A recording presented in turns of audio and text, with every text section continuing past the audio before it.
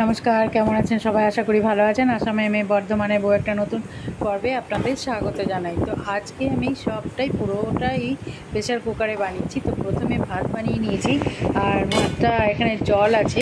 তো আমি জলটা মাঠটা গালতেই প্রেশার কুকারটাতে একটু অসুবিধা হয়, তাই জন্য আমি কী করলাম, ভাতটাকে তুলে প্রেশার কুকার থেকে হাঁড়িতে নিয়ে নিলাম। এবার আমি প্রেশার কুকারে করছি মাংস। তো কড়াই প্রেশার কুকারে তেল দিয়ে দিয়েছি, আর আলুটাকে একদম নুন হলুদ দিয়ে লাল লাল করে ভেজে নেব।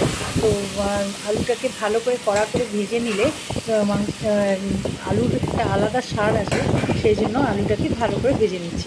আর এদিকে ভাজতে ভাজতে এদিকে মিক্সিতে মশলা তৈরি করছি। প্রথমে রসুন দিয়ে দিয়েছি, আদা দিয়ে দিয়েছি, আর দিচ্ছি পেঁয়াজ, ছিঁড়ি করে কেটে দিচ্ছি। পেঁয়াজগুলোকে একদম পেস্ট করে নেব, তাই জন্য পেঁয়াজগুলোকে দিয়ে দিচ্ছি, দিয়ে একটা পেস্ট তৈরি করে নিচ্ছি। আর এদিকে আমার আলুটাকেও আমি কিন্তু মাঝে মাঝে নাড়ছি, আলুটাকে ভালো করে ভেজে নেব। তো এদিকে আমার আলু পেঁয়াজ মশলার সব নেওয়া হয়ে গেছে, আর এদিকে আলুটাও ভাজা হয়ে গেছে। তো আলুটাকে ভাজার পর আমি একটা বাটিতে তুলে নিচ্ছি, আর ওইখানেই সর্ষে তেল দিয়েছি, আর সামান্য দিয়েছি চিনি, আর চিনি দিয়ে তেজপাতা দিয়ে, আর শুকনো লঙ্কা ছিল না, তাই জন্য শুকনো লঙ্কা দিলে ভালো লাগে খেতে। তো দিয়ে তেজপাতা দিয়ে দিচ্ছি চিকেনের পিসগুলো। তো চিকেনের পিসগুলো দিয়ে এবার একটুখানি ভালো করে ভেজে নিতে হবে চিকেনের পিসটা। চিকেনটা প্রেশার কুকারে আমি চাপা দিয়ে করি না, কারণ চাপা দিয়ে করলে একদম ছেড়ে যায়। তাই জন্য আমি প্রেশার কুকারে যখনই বানাই তখন এরকমভাবে খোলা প্রেশার কুকারেই করি, আর হালকা হালকা করে চাপা দিই। তো এই যে চিকেনগুলো আমি দিয়ে ভালো করে মশলার সাথে তেলের সাথে ভালো করে নাড়িয়ে নিচ্ছি। তো এইভাবে করে চিকেনটাকে ভালো করে নাড়িয়ে নিলাম। তারপর দিয়ে দেবো নুন, হলুদ, লঙ্কা গুঁড়ো, জিরে গুঁড়ো, ধনে গুঁড়ো, আর সব দিয়ে, আর সঙ্গে একটু গরম মশলা দিয়েও আবার ভালো করে নাড়বো। কারণ যত ভালো করে কষাবো তত মাংসটা টেস্ট হয়। আর যেহেতু প্রেশার কুকারে চট করে সেদ্ধ হয়ে যাবে, সেই জন্য যতটা পারবো ভালো করে নেড়ে ভেজে চেষ্টা করব। তো সব মশলা দেওয়ার পরে আমি এবার দিয়ে দিলাম মাংসের জন্য যে পেস্টটা বানিয়েছিলাম পেঁয়াজ রসুন, সেটা। তো এখানে ধনে জিরে গুঁড়ো দেওয়া হয়ে গেছে। দেওয়ার পর আরেকটু ভালো করে ভেজে নিতে হবে।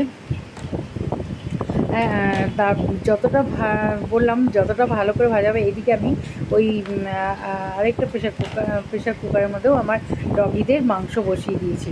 তো দুদিকে দুজনের জন্য মাংস হচ্ছে।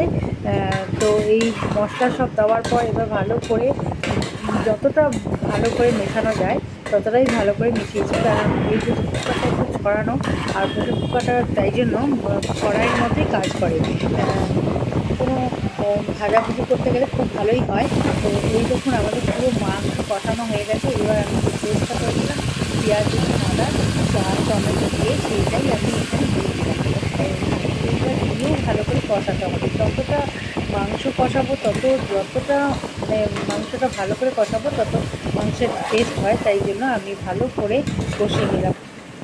মাংসটা কিন্তু আমার ভালো করে কষানো হয়ে গেছে, কিন্তু তারপর দেখছি যে মিক্সির বাটিটা ঢাকনাটার মধ্যে অনেকটা মশলা লেগে আছে। তো এটা আবার একটু দিয়ে দিলাম, দিয়ে আবার পেঁয়াজ রসুনে যেহেতু গন্ধ করবে তাই জন্য আরেকটু ভালো করে নেড়ে দিলাম। ভালো করে নেড়ে একটুখানি চাপা ঢাকা দিতে হবে। এবার সময় হবে চাপা ঢাকা দেওয়া। এতক্ষণ কিন্তু আমি চাপা ঢাকা দিইনি। তো এইবার একটু ঢাকা দিয়ে রাখছি যাতে মাংসগুলো চট করে সেদ্ধ হয়ে যায়।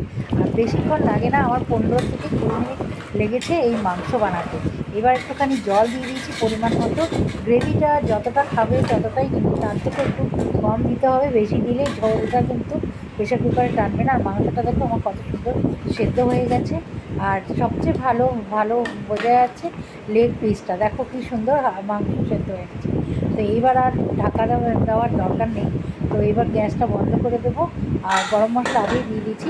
এবার গ্যাসটা বন্ধ করে ঢাকাটা দিয়ে রাখছি, যে ওই চাপাতে যতটা হবে। এবার এই ছোটো প্রেশার কুকারে আমি বানিয়েছি আমার ডগিদের মাংস, আর এখানে বানিয়েছি ভাত, যেটা আমি তখন প্রেশার কুকার দিয়ে ধুয়ে রেখেছিলাম।